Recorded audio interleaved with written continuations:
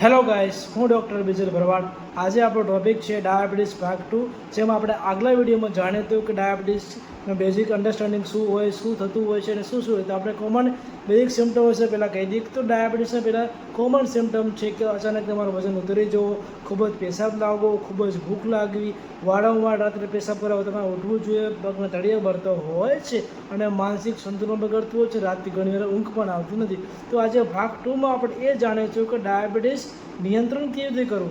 Diabetes નિયંત્રણ કરવું મતલબ કે ડાયાબિટીસને કંટ્રોલ કેવી રીતે કરવો અને મેનેજ કેવી રીતે કરવું. તો ખાસ કરીને આપણે જાણીશું ડાયાબિટીસને નિયંત્રણ કરવું એના કરતાં કંટ્રોલ કરવું એના કરતાં મેનેજ કરવું કહીશું તો ખૂબ જ યોગ્ય રહેશે. કેમ કે ડાયાબિટીસ મેનેજ કરવું એક રોજિંદા જીવનની એક શૈલી છે. એ સજા નથી, પનિશમેન્ટમાં નથી, પણ રોજિંદા જીવનમાં અપનાવી લેવું ખૂબ જ જરૂરી છે. સૌપ્રથમ આપણે જાણીશું ડાયાબિટીસને કંટ્રોલ કરવા માટેના મુખ્ય તેના 4 સ્તંભ. સૌપ્રથમ છે ખોરાક. ખોરાક એ 50% રોલ અદા કરે છે. પછી છે કસરત, એ 30% રોલ કરે છે. અને બીજું છે દવા અને ચેકઅપ, એ 15% અદા કરે છે. અને બીજું છે માનસિક સ્વાસ્થ્ય હોવું ખૂબ જ જરૂરી છે, જેના લીધે આપણું બોડી મેન્ટલી અને હેલ્થી રહેવું ખૂબ જ જરૂરી છે.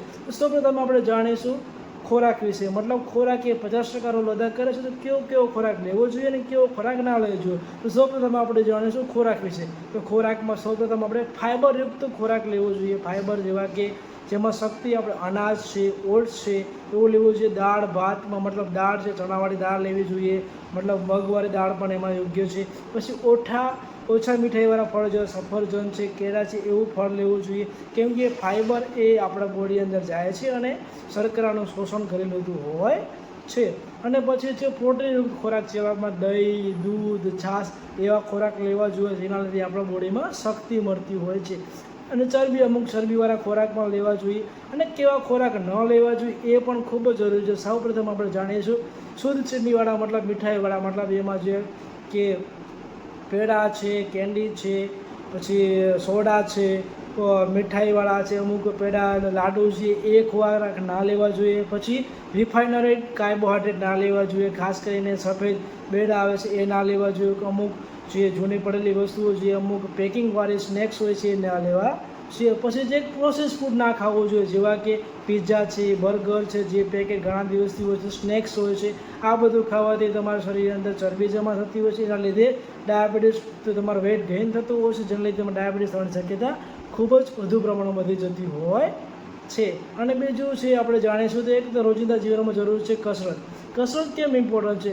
કસરત એટલા માટે જરૂરી છે કે કસરત એક એવું ઇમ્પોર્ટન્ટ રોલ અદા કરે છે શરીર માટે કે જેના લીધે તમારું વજન વધતો ઘટે છે. અને એના લીધે તમારા બોડીમાં મેન્ટેન તમારું શુગર સારું એવું કરે. સિમ્પલી જોઈએ તો સાયકલિંગ કરવાથી અથવા ચાલવાથી, કેમ કે દરરોજ 10-10 મિનિટ ચાલો અથવા શરૂઆત કરી શકાય છે. મતલબ મિનિમમ 45 મિનિટ તમારા દિવસનું ચાલવું જોઈએ, પણ શરૂઆત તમારે 10 મિનિટથી પણ કરી શકાય છે. પછી દવાઓનો રોલ શું છે ડાયાબિટીસમાં? સૌપ્રથમ આપણે જાણીશું ત્રીજો ભાગમાં દવાઓ એ જરૂરી છે. ડૉક્ટરની સલાહ મુજબ અમુક કેસોમાં ઇન્સ્યુલિન પણ લેવું જરૂરી હોય છે. તો ઇન્સ્યુલિનનો રોલ શું છે ડાયાબિટીસમાં? સૌપ્રથમ આપણે જાણીશું ટાઈપ 1 ડાયાબિટીસમાં ઇન્સ્યુલિન એ જીવન રક્ષક તરીકે ઉપયોગી છે. અને ટાઈપ 2 ડાયાબિટીસમાં શું ઉપયોગી છે? ટાઈપ 2 ખાસ દવાઓ હોય છે અને જ્યારે જરૂર પડે તો ઇન્સ્યુલિન પણ લેવું જરૂરી છે. અને મોનિટરિંગમાં શું કરવું જોઈએ? સૌપ્રથમ આપણી પાસે ગ્લુકોમીટર હોય તો શુગર ચેક કરતું રહેવું જોઈએ, જેમાં ભૂખ્યા પેટનું FBS ચેક કરતું રહેવું, જેમાં ફર્સ્ટ બ્લડ ચેકઅપ કરવામાં આવે છે. અને ત્રીજું છે PBB, જે જમ્યા પછીનું કરવામાં આવે છે, જેનાથી ખબર પડે છે કે બ્લડ શુગર કયા લેવલનું છે. અને 3 મહિને આપણે HbA1c પણ કરાવવું ખૂબ જરૂરી છે. લાસ્ટ અને છેલ્લું પગલું છે સાયકલ, મતલબ માનસિક સ્વાસ્થ્ય એવું ખૂબ જરૂરી છે. જેમાં કે ઘણા પેશન્ટોમાં મેન્ટલ ડિપ્રેશનના કારણે માનસિક હોર્મોનો ચેન્જ થતા હોય છે, જેના લીધે બ્લડમાં શુગર લેવલ વધી જતું હોય છે, જેના લીધે ટેન્શન ન લેવું જોઈએ. પૂરતી ઊંઘ લેવી ખૂબ જ જરૂરી છે.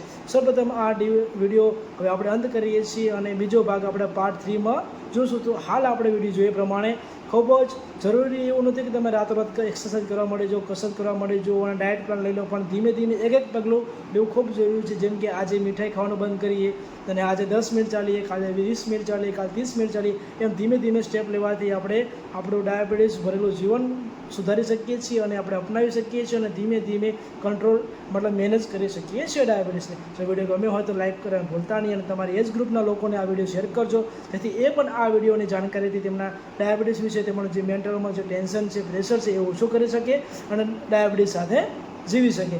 ડાયાબિટીસ એક રોગ છે જેને આપણે સજા નહીં પણ એક પનિશમેન્ટ નહીં પણ એક રોજિંદા જીવનમાં અપનાવવું ખૂબ જરૂરી છે. Thank you so much.